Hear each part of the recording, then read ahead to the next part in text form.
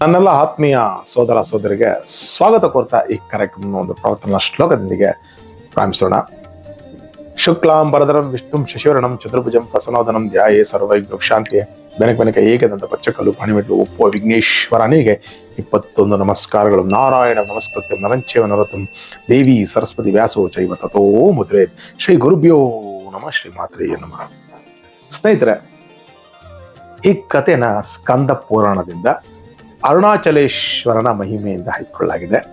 ಏನಿದ್ರ ಕತೆ ವಿಶೇಷ ಅಂದ್ರೆ, ಈ ದೇವಾಲಯವನ್ನು ಕಟ್ಟಿಸ್ತಾರೆ ಯಾರು, ಮತ್ತೆ ಈ ಗಿರಿ ಪ್ರದಕ್ಷಿಣೆ ಯಾವಾಗ ಪ್ರಾರಂಭವಾಯಿತು, ಮತ್ತೆ ಈ ಪ್ರಾರಂಭ ಮಾಡಿದ್ದು ಒಬ್ಬ ರಾಜ, ಒಂದು ಕುದುರೆ ಮತ್ತೆ ಚಮರಿ ಮೃಗ.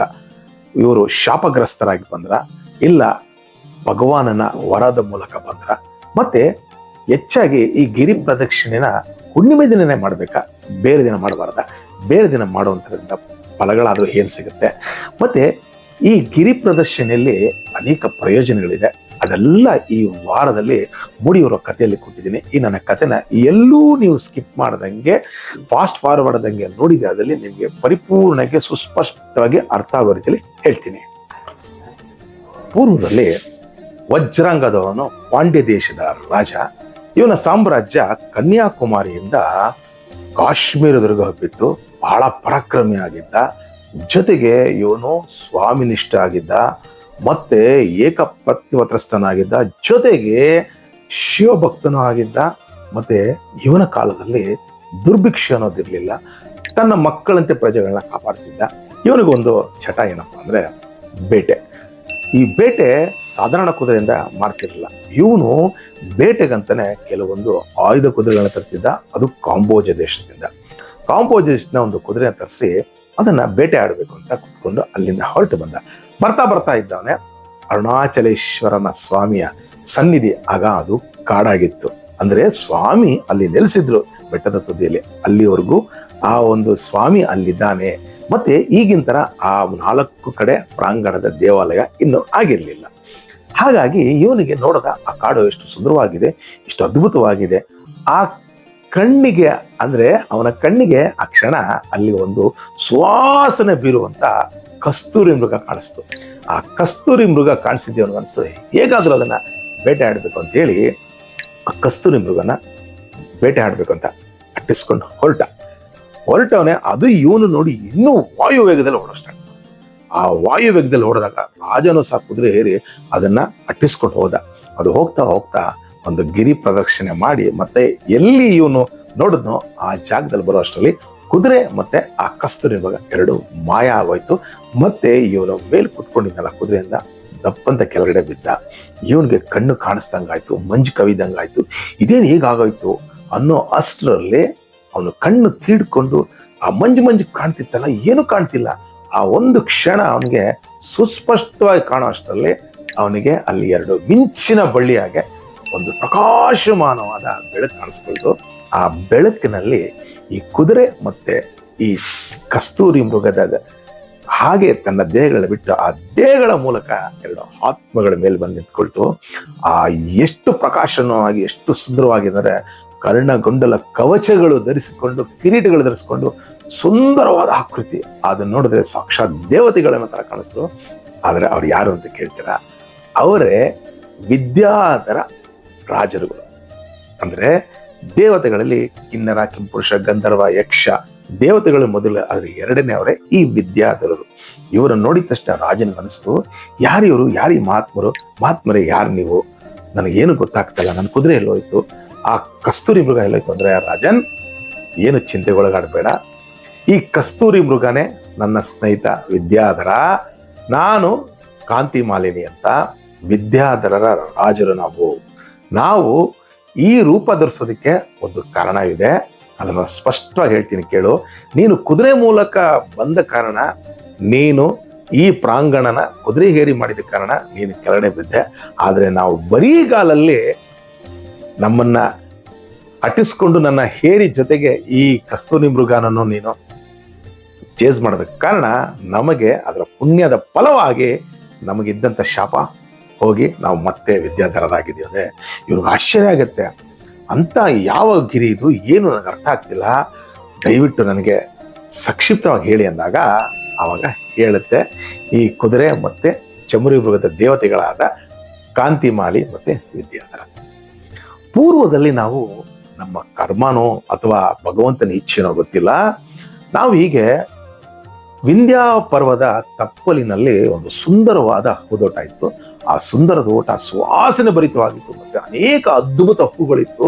ಅದನ್ನ ನೋಡಿ ನಾವು ಆಕರ್ಷಿತರಾಗಿ ಆ ಹೂದೋಟದ ಒಂದು ಪಾದ ಹಿಡ್ತಾ ಇದ್ದಂಗೆ ನನಗೆ ಆ ಹೂದೋಟದ ಮಹಿಮೆನೋ ಗೊತ್ತಿಲ್ಲ, ನನಗೆ ಒಂಥರ ಕುದುರೆ ಹೇಗೆ ನೆಗಿತ್ತೋ ಆ ರೀತಿ ನನಗೆ ಜೋರಾಗಿ ಜದ್ದೆ ಸಪ್ಪಳ ಮಾಡ್ಕೊಂಡು ಹೋಗೋ ಥರ ಅನಿಸ್ತು.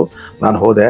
ಈ ನನ್ನ ಗೆಳೆಯ ವಿದ್ಯಾಧರ ಅವನು ಸಹ ಹೂಗಳನ್ನ ಸುವಾಸನೆ ಹೇಗಾನು ಕೀಳ್ಬೇಕು ಅಂತ ಹೋಗೋ ಅಷ್ಟರಲ್ಲಿ ಅಲ್ಲೇ ಆ ಆಶ್ರಮದ ಕುಟೀರದಲ್ಲಿ ಆಲದ ಮರ ಕಲ್ಕೊಂಡು ತಪಸ್ಸು ಮಾಡುತ್ತಿದ್ದಂಥ ಯಾರು ಸಾಕ್ಷಾತ್ ಈಶ್ವರ ಸಂಭೂತರಾದ ದೂರ್ವಾಸರು ನಮ್ಮನ್ನ ಕೆಂಗಣ್ಣಿಂದ ನೋಡಿ ಬಹಳ ಕೋಪಾದಿಷ್ಟರಾದ್ರು. ಕಾರಣ ಏನಂತ ಕೇಳ್ತೀರಾ? ಆ ಹೂದೋಟದ ಮೇಲೆ ಸೂರ್ಯನ ಕಿರಣಗಳು ಬೀಳ್ತಿರ್ಲಿಲ್ಲ, ಜೊತೆಗೆ ಚಂದ್ರನ ಒಂದು ನೈದಿಲಿನೂ ಸಹ ಬೀಳ್ತಿರ್ಲಿಲ್ಲ. ಹಾಗೆ ವಾಯು ಸಹ ಅಲ್ಲಿ ಬರೋದಕ್ಕೆ ಭಯ ಬೀಳ್ತಿದ್ದ. ಮತ್ತೆ ಇನ್ನು ದುಂಬಿಗಳು, ಆ ಹೂಗಳು ನೋಡಿದ್ರೆ ಎಲ್ಲೇ ಇದ್ರು ದುಂಬಿಗಳು ಆಕರ್ಷಣೆ ಆಗೋದು, ಆದ್ರೆ ದುಂಬಿಗಳು ಸಹ ಬರೋಕ್ಕೆ ಭಯ ಬೀಳ್ತಿದ್ದು. ಕಾರಣ ದೂರ್ವಾಸರಿದ್ರು ಅಂತ ಹೇಳಿ ಅವರ ಮಹಿಮೆಯ ತಪೋಫಲ ಯಾರೂ ಅಲ್ಲಿ ಬರ್ತಿಲ್ಲ. ನಮ್ಮ ಒಂದು ಕರ್ಮನೇನೋ ಗೊತ್ತಿಲ್ಲ, ನಾವು ಹೋದಾಗ ನಮಗೆ ಎಂಥ ದುರಾತ್ಮರೇ, ಇದು ಪರಮಾತ್ಮನಾದ ಪರಶಿವನಿಗೆ ಇಟ್ಟಂತ ಈ ಹೂದೋಟದಲ್ಲಿ ನೀವು ಕಾಲಿಟ್ರಿ. ಯಾಕಂದ್ರೆ ಚಂದ್ರ, ಸೂರ್ಯ, ವಾಯು ಮತ್ತೆ ದುಂಬಿಗಳು ಸಹ ಬರಬೇಕು ಅಂದ್ರೆ ನನ್ನ ಒಂದು ಅಪ್ಪಣೆ ಬರಬೇಕು, ಅಪ್ಪಣೆ ಮೇರೆಗೆ ಬರಬೇಕೆ ವಿನಃ ಬರ್ತಿರ್ಲಿಲ್ಲ. ಅಂಥದ್ರಲ್ಲಿ ನೀವು ಎಂಥ ದುರ್ತರು, ನಿಮ್ಮ ಪಾದ ಧೂಳಿಂದ ನನ್ನ ಪರಮಾತ್ಮನಾದ ಪರಶಿವನಿಗಿಡುವಂಥ ಹೂಗಳನ್ನ ನಿರ್ಮೂಲನೆ ಮಾಡಿದ್ರೆ ನಾನೀಗ ನಿಮ್ಗೆ ಶಾಪ ಕೊಡ್ತಾ ಇದ್ದೀನಿ. ನೀನು ಹೆಜ್ಜೆ ಸಬ್ಬಳ ಯಾವ ರೀತಿ ಕುದುರೆಯಾಗಿ ಮಾಡಿದಲ್ಲ, ಹಾಗಾಗಿ ನೀನು ಒಂದು ಕುದುರೆಯಾಗಿ ನೀಚ ನಿಕೃಷ್ಟನಾಗಿ ಹುಟ್ಟು, ಮತ್ತೆ ನೀನು ಈ ಹೂಗಳನ್ನೆಲ್ಲ ಕಿತ್ತು ಆಸ್ವಾದಿಸೋದಕ್ಕೆ ನೀನು ಒಬ್ಬ ಕಸ್ತೂರಿ ಮೃಗವಾಗಿ ಹುಟ್ಟು ಅಂತ ಹೇಳಿ ಶಾಪ ಕೊಟ್ಟರು. ಇದನ್ನು ಕೇಳಿದಂಥ ಆ ವಿದ್ಯಾಧರರು, ಸ್ವಾಮಿ ನಮ್ಗೆ ಯಾಕಿಂತ ಶಾಪ ಕೊಟ್ಬಿಟ್ಟೆ, ನಾವು ತಿಳಿದೇ ಮಾಡಿಬಿಟ್ವಿ ಅಂತ ಅಜ್ಞಾನದಿಂದ ಸಾಷ್ಟಾಂಗ ಮಾಡಿ ಪರಿಪರಿಯಾಗಿ ಬಿಡ್ಕೊಂಡಾಗ ಆಗ ಸ್ವಲ್ಪ ಮನಸ್ಸನ್ನ ಬದಲಿಸ್ಕೊಂಡಂತ ಆ ದೂರ್ವಾಸರು ಹೇಳಿದ್ರು, ನಿಮಗೆ ಶಾಪ ವಿಮೋಚನೆ ಆಗಬೇಕು ಅಂದ್ರೆ ಅರುಣಾಚಲೇಶ್ವರನ ಗಿರಿ ಪ್ರದಕ್ಷಿಣೆಯಿಂದ ಮಾತ್ರ ನಿಮಗೆ ಶಾಪ ವಿಮೋಚನೆ. ಸ್ವಾಮಿ ಎದೇಗತ್ತೆ ಅಂದ್ರೆ ಕಾಲಕ್ರಮೇಣ ನಿಮಗೆ ಗೊತ್ತಾಗತ್ತೆ ಅಂತೇಳಿ ಅವ್ರಿಗೆ ಅಲ್ಲಿಂದ ಕಳಿಸ್ಕೊಟ್ಟ. ಆ ಕ್ಷಣ ಅವರು ಒಬ್ಬ ಕಾಂಬೋಜ ದೇಶದ ಕುದುರೆ ಆದ್ರು ಕಾಂತಿಮಾಲಿನಿ, ಮತ್ತೊಬ್ಬ ಅದೇ ಗಿರಿ ಪ್ರದಕ್ಷಿಣೆಯಲ್ಲಿ ಅದೇ ಕಾಡಿನಲ್ಲಿ ಕಸ್ತೂರಿ ಮೃಗವಾಗಿದ್ದ. ಅಲ್ಲಿವರೆಗೂ ನೀವು ಅನ್ಕೊಬೋದು, ಯಾಕೆ ಆ ಕಸ್ತೂರಿ ಮೃಗ ಆ ಒಂದು ಪ್ರದಕ್ಷಿಣೆ ಮಾಡ್ಲಿಲ್ವಾ ಅಂದ್ರೆ ಮಾಡ್ಲಿಕ್ಕೂ ಆಗ್ಲಿಲ್ಲ. ಯಾಕಂದ್ರೆ ಅದು ಗಿರಿ ಪ್ರದಕ್ಷಿಣೆ ಮಾಡ್ಬೇಕು ಅನ್ನೋದು ಗೊತ್ತಿರ್ಲಿಲ್ಲ. ಕುದುರೆ ಯಾವಾಗ ಬಂದು ಅದನ್ನ ಚೇಸ್ ಮಾಡ್ತಲ್ಲ ಅವಾಗ ಮಾತ್ರನೇ ಅದು ಗಿರಿ ಪ್ರದಕ್ಷಿಣೆ ಮಾಡ್ತು. ಅಲ್ಲಿವರೆಗೂ ಯಾಕಂದ್ರೆ ಶಾಪ ನೋಡಿ, ಈ ಶಾಪ ಅಂತೀವಿ, ಶಾಪ ಅಂದ್ರೆ ಮುಂದೆ ಯಾವುದೋ ಒಂದು ಲೋಕ ಕಲ್ಯಾಣಕ್ಕಾಗಿ ಆಗಬೇಕು ಅಂದ್ರೇನೆ ಆ ಶಾಪಗಳು ಬರಬೇಕು. ನೋಡಿ ಅವ್ರಿಗೆ ಯಾಕೆ ಅಲ್ಲಿ ಬರಬೇಕು? ವಿದ್ಯಾರ್ಥಿಗಳು ಅವ್ರಿಗೆ ಜ್ಞಾನ ಇರ್ಲಿಲ್ವಾ? ಇಲ್ಲ, ಜ್ಞಾನ ಇದ್ರೂ ಮಾಯೆ ಅನ್ನೋದು ಸಿಕ್ಕಾಕೊಂಡಾಗ ಅವರು ಸಹ ಅದಕ್ಕೆ ಅಧೀನರಾಗ್ತಾರೆ. ಯಾಕಂದ್ರೆ ಲೋಕ ಕಲ್ಯಾಣಕ್ಕಾಗಿ ಬರ್ಬೇಕಲ್ಲ ಇವೆಲ್ಲ. ಹಾಗಾಗಿ ಅವಾಗ ಹೇಳ್ತಾರೆ, ರಾಜನ್ ನಿನ್ನಿಂದ ನಮಗೆ ಶಾಪ ವಿಮೋಚನೆ ಆಯ್ತು, ನಿನಗೆ ಒಳ್ಳೇದಾಗ್ಲಿ ಅನ್ನೋವಾಗ ನಿಲ್ಲಿ ಹೋಗೋಕ್ ಮುಂಚೆ ಇದು ಯಾವುದು, ಯಾವ ಸ್ಥಳ ನನಗೆ ದಯವಿಟ್ಟು ವಿವರಣೆ ಮಾಡಿ. ಅವ್ರು ಹೇಳ್ತಾರೆ, ಇದು ಸಾಕ್ಷಾತ್ ಅರುಣಾಚಲೇಶ್ವರ ಸ್ವಾಮಿ ಇಲ್ಲಿ ನಿಂತಿದ್ದಾರೆ. ಇಲ್ಲಿ ನೀನು ನಿನಗೆ ಮೋಕ್ಷ ಸಿಗಬೇಕು ಅಂದ್ರೆ ನೀನು ಒಂದು ಕೆಲಸ ಮಾಡಬೇಕು. ನಿನ್ನಲ್ಲಿರೋ ಅಪಾರ ಸಂಪತ್ನ ಈ ದೇವಸ್ಥಾನದ ಜೀರ್ಣೋದ್ಧಾರಕ್ಕಾಗಿ ಇಟ್ಟು ಸ್ವಾಮಿಯ ಸೇವನ ಶ್ರದ್ಧಾ ಭಕ್ತಿಯಿಂದ ಮಾಡಿದೆ, ಅದರಲ್ಲಿ ನಿನಗೆ ಪರಮಾತ್ಮ ಹೊಲಿದು ನಿನಗೆ ಮುಕ್ತಿ ಕೊಡ್ತಾನೆ ಅಂತ ಹೇಳ್ತಾನೆ. ಇದನ್ನು ಕೇಳಿದಂತ ಆ ರಾಜ ಬಹಳ ಸಂತುಷ್ಟನಾಗಿ ಅವ್ರಿಗೆ ನಮಸ್ಕಾರ ಮಾಡಿದ್ರು. ಅಲ್ಲಿಂದ ಹೊರಟಂತ ದೇವತೆಗಳು ಮತ್ತೆ ಅವ್ರ ಯಥಾ ಪ್ರಕಾರ ಅವರ ಸ್ಥಾನಗಳು ಹೋದ್ರು. ಈ ರಾಜ ಏನ್ ಮಾಡ್ದ, ಆ ಕ್ಷಣ ರಾಜ ಹೋದಂತ ಪರಿದಿನ ಹುಡ್ಕೊಂಡು ಬಂದಂತ ಸೇವಕರು ಮಂತ್ರಿಗಳೆಲ್ಲ ಬರೀ, ಸ್ವಾಮಿ ನೀವೇನು ಇಲ್ಲಿದ್ದೀರ ಅಂದಾಗ, ನಾನು ಈ ಸ್ಥಳ ಬಿಟ್ಟು ಬರೋದಿಲ್ಲ, ನೀವೇನ್ ಮಾಡಿ ನಮ್ಮಲ್ಲಿರೋ ಅಪಾರ ಸಂಪತ್ತು ತಂದು ಈ ಅರುಣಾಚಲೇಶ್ವರ ಗಿರಿನ ನಾವು ಜೀರ್ಣೋದ್ಧಾರ ಮಾಡೋಣ ಅಂತೇಳಿ ಅಲ್ಲಿವರೆಗೂ ಸ್ವಾಮಿಗೆ ದೇವಸ್ಥಾನ ಒಂದು ಚಿಕ್ಕದಾಗಿತ್ತು. ಇವನು ಬಂದು ಅದ್ಭುತವಾಗಿ ಜೀರ್ಣೋದ್ಧಾರ ಮಾಡ್ದ.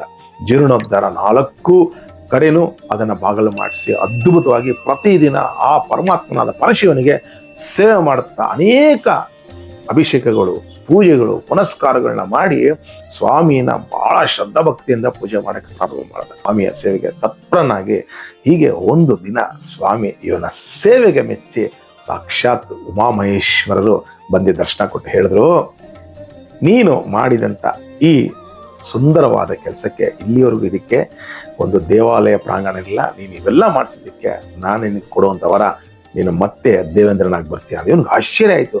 ಸ್ವಾಮಿ, ನಾನು ದೇವೇಂದ್ರನ? ಹೌದು, ನೀನು ಪೂರ್ವದಲ್ಲಿ ದೇವೇಂದ್ರನ ಆಗಿದ್ದೆ. ಒಮ್ಮೆ ನನ್ನನ್ನು ನೀನು ಧಿಕ್ಕಾರ ಮಾಡಿದ್ದಕ್ಕೆ ನಿನ್ನ ಸ್ತಂಭೀಭೂತನಾಗಿ ಮಾಡಿ ನಿನಗೆ ಶಾಪ ಕೊಟ್ಟೆ, ಭೂಲೋಕದಲ್ಲಿ ರಾಜನಾಗಿ ಜನಿಸು ಅಂತ. ಯಾಕಂದ್ರೆ ನಾನು ಏನೇ ಮಾಡಿದ್ರು ಅದು ನಿನ್ನ ಒಳ್ಳೇದಕ್ಕೆ ಮತ್ತೆ ಲೋಕ ಕಲ್ಯಾಣಕ್ಕಾಗಿ ಮಾಡಿದ್ದೆ. ಯಾಕಂದ್ರೆ ನಿನ್ನಿಂದ ಅಂದ್ರೆ ವಿದ್ಯಾಧರ ಮತ್ತೆ ನಿನ್ನಿಂದ ಜನರಿಗೆ ಈ ಗಿರಿ ಪ್ರದಕ್ಷಿಣೆ ಅದು ಬರಬೇಕಾಗಿತ್ತು. ಹಾಗಾಗಿ ನಿನಗೆ ಆ ಕ್ಷಣ ಅಂಧಾಕಾರವನ್ನು ಕೊಟ್ಟು ನಿನ್ನನ್ನು ರಾಜನಾಗಿ ಒಪ್ಪಿಸಿ ಈ ಮೂಲಕ ನಿನಗೆ ಇಲ್ಲಿ ಕರೆಸಿ ಈ ದೇವಸ್ಥಾನದ ಜೀರ್ಣೋದ್ಧಾರ ಮಾಡಿದೆ. ಇನ್ನು ನೀನು ಒಂದಷ್ಟು ದಿನ ನನ್ನ ಸೇವೆ ಮಾಡಿ ನನ್ನ ಸಾರೂಪ್ಯನ ಹೊಂದ್ತೀಯ, ಮತ್ತೆ ಯಥಾ ಪ್ರಕಾರದಿಂದ ಇಂದ್ರನಾಗ್ತೀಯ ಅಂತೇಳಿ ಸ್ವಯಂ ಈಶ್ವರ ಸ್ವಾಮಿಯೇ ಅವರಿಗೆ ಆಶೀರ್ವಾದ ಮಾಡಿ ಹೇಳ್ದ. ಮತ್ತೆ ಅವ್ರು ಇನ್ನೊಂದು ವರನು ಕೊಟ್ಟರು. ಇನ್ನು ಮೇಲೆ ಇಲ್ಲಿ ಯಾರು ನನ್ನನ್ನು ಅತ್ಯಂತ ಶ್ರದ್ಧಾ ಭಕ್ತಿಯಿಂದ ನಮಿಸಿ ಪ್ರತಿ ಹೆಜ್ಜೆಗಳನ್ನ ಹಿಡ್ತಾ ನನ್ನ ಧ್ಯಾನ ಮಾಡುತ್ತಾ ಯಾರು ಈ ಗಿರಿ ಪ್ರದಕ್ಷಿಣೆ ಮಾಡ್ತಾರೋ ಅವ್ರಿಗೆ ರಾಜಸೂಯ ಯೋಗ, ಅಶ್ವಮೇಧ ಯಾಗ ಫಲಗಳನ್ನ ನಾನು ಕೊಡ್ತೀನಿ.